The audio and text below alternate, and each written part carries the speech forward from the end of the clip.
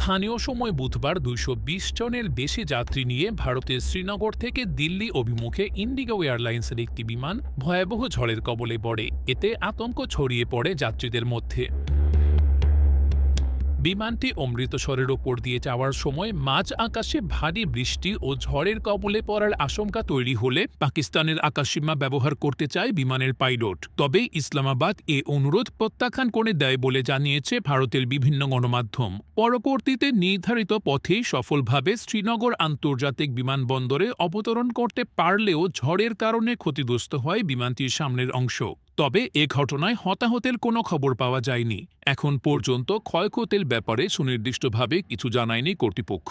বিমানটিতে পরীক্ষা নিরীক্ষা করা হচ্ছে বলে জানা গেছে। ওই সময়ে তৃণমূলের বেশ কয়েকজন এমপি বিমানে ছিলেন বলে জানিয়েছে ভারতের বিভিন্ন সংবাদ মাধ্যম। এর আগে পেহেলগামে সন্ত্রাসীর হামলার জেরে ভারত পাকিস্তান দ্বন্দ্বে জড়িয়ে পড়লে নিজেদের আকাশসীমা ব্যবহারের ওপর নিষেধাজ্ঞা আরোপ করে নয়াদিল্লি ও ইসলামাবাদ।